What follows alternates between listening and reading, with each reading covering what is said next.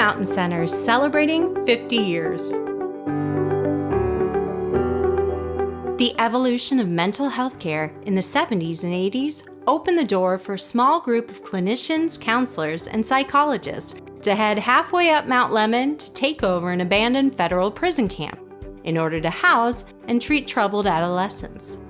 Originally called the Southwest Indian Youth Center, the core group of researchers and educators was led by our founder, Dr. David Giles. Two things came together. The deinstitutionalization movement certainly was one, and the other is the field called behavior analysis was just beginning. And I was a student at the University of Kansas. The leaders of the field, including Mont Wolf and Todd Risley, were there at the time. I was a graduate student under their direction. They were urging the students to go out and start programs and base them on empirical behavioral philosophy.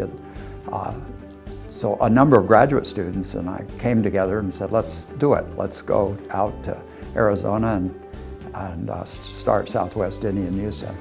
Today, Intermountain Centers and its affiliates provide services to the state's at-risk populations through primary medical care, behavioral health care, diagnostics and specialized education services, and housing support services for children, adults, and families.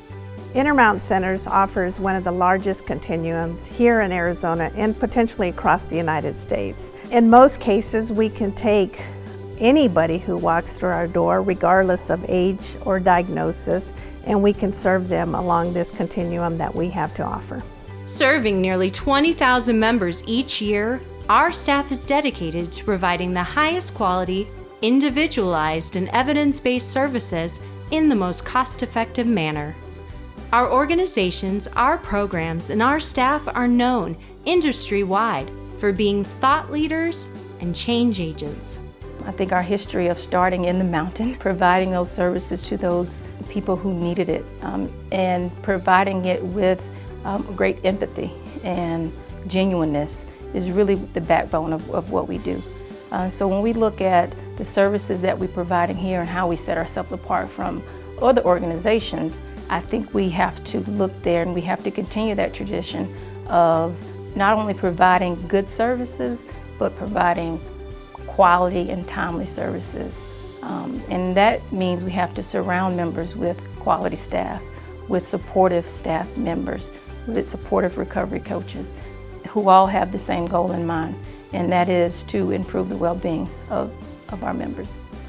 Our programs are grounded in applied behavior analysis, a treatment model that provides measurable results and is focused on the member's strengths and interests. We really try to take a focus on what does it mean to live a quality life? What are the skills that you need to be successful within relationships, within a job, within school?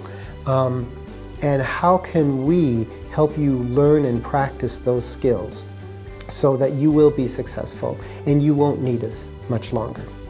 Intermountain and its affiliates embrace an integrated care approach to improve our members' overall health and well-being. We do this through the use of evidence-based practice, enhanced care coordination, technology, and collaborative partnerships.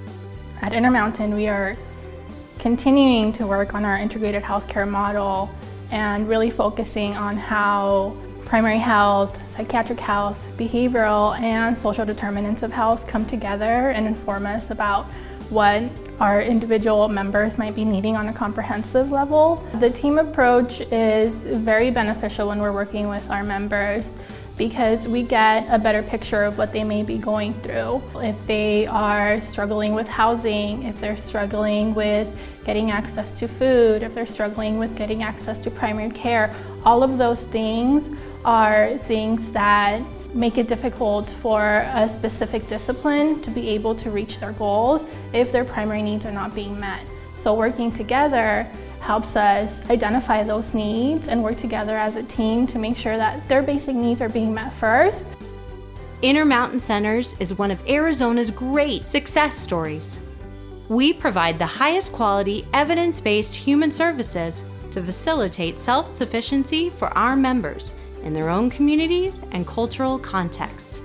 We are the model for human service organizations and will continue to be as we expand our continuum of care into the next 50 years.